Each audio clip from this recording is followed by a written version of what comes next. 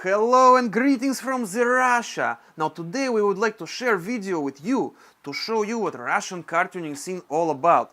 Believe me, it is not only bears on unicycles and tanks. Since nobody likes reading subtitles, we decided to make this one a voiceover. So we hope you enjoy the clip. Greetings from Russia, comrades. Now, a lot of our subscribers have been complaining that we shoot too many videos about Japanese cars. Well, here's something new for a change.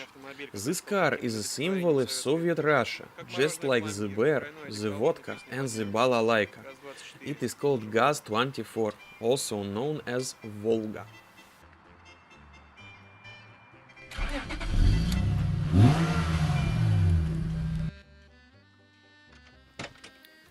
Back in the 60s, capitalist Americans had their muscle cars, and today they're all nostalgic, like we had very beautiful and powerful cars back in the day. But here in Russia, we who born in USSR have no real reason for being nostalgic, since our cars had measly 90 horsepower engine. But the better today it is to live after fall of Iron Curtain, since we have access to such engines that this car couldn't even dream of in its heyday back in the 60s and 70s. Under hood of this fire red Volga lives wonderful engine called Toyota 1UZ FE with 4 liters and 265 horsepower. This engine is fuel efficient, very sturdy and extremely reliable.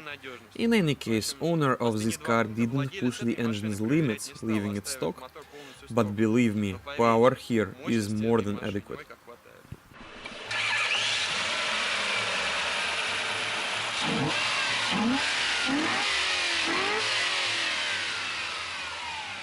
So we show you this car not nuclear powered. So away with the Soviet stereotypes. You don't have to be a rocket scientist to figure out that this car went through some serious restoration work. And to explain what's under this car's red skin is Russian tuning legend Vasily Nekrasov, the driving force behind the build. Hello. Hey there. So, everybody's seen that this car has a powerful engine installed, but the main question still remains. How does this car cope with that power, which is almost 3 times as much as the stock factory figure? For instance, what kind of modifications have been made to the brakes and to the suspension? Well, for starters, this car has absolutely no trouble coping with that power. We have drastically improved both its handling and its stability. We've installed a ball joint front suspension from a modern Volga, we've installed heavy-duty springs, a new anti-roll bar, and we've put in new improved shock absorbers, and we've fine-tuned the steering. We've installed new leaf springs in the rear as well as new shocks.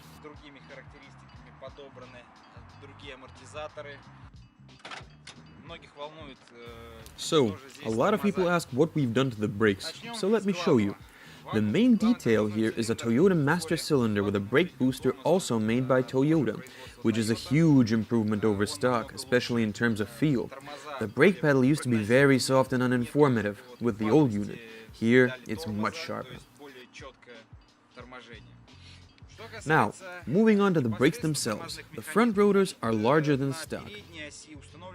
And we've also used Lucas brake pads, which are made using a great friction compound.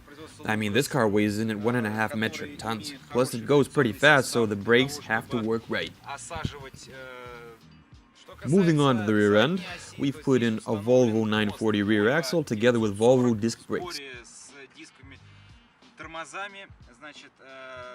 The calipers are 2-pot units, and the brake pads again are also made by Lucas, and also using a quality compound, so they have no problem handling this car's hefty weight.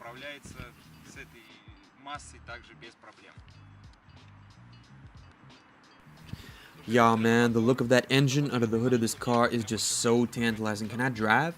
Sure thing. Sweet, let's go.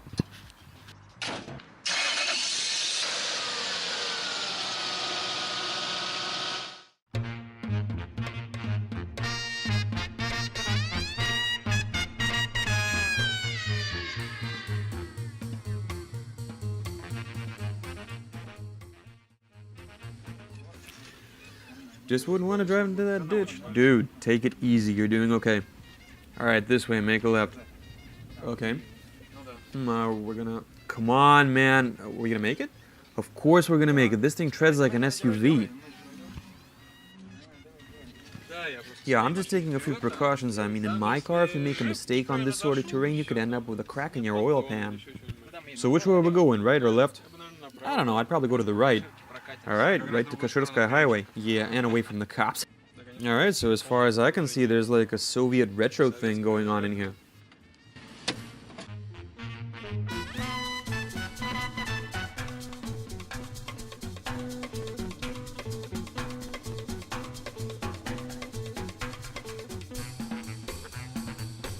You know, the weird thing is that this thing isn't scaring me. Maybe I'm being a little too gentle with the gas.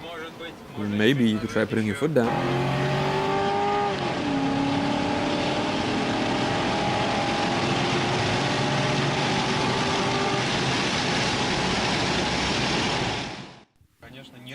Alright, so this by no means is a contemporary car. I mean, it's got a primitive stereo system with weird writing on it and one speaker, a thin steering wheel, tight pedals.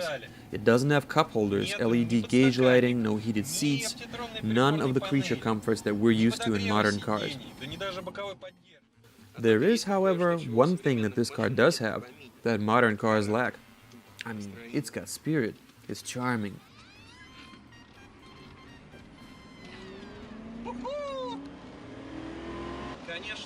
I do have to say that in high-speed corners, I feel more confident behind the wheel of my Prelude, but bear in mind that this car sits much higher than my Honda.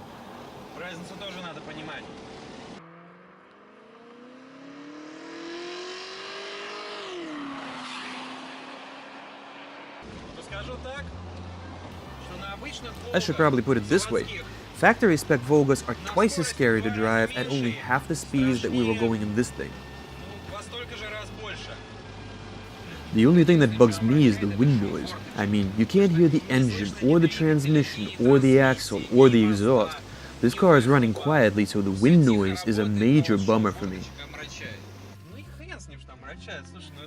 Aw, come on, man, so what? I mean, this car is an authentic piece of Detroit, Gorky muscle, with a big lump for a motor, with great styling and a classic interior.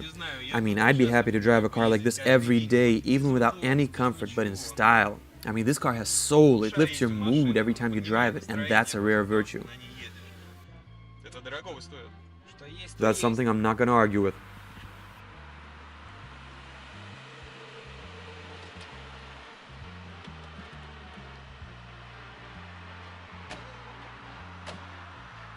Now that I've driven it, I have to say I want one. I mean, is it expensive to make something like this?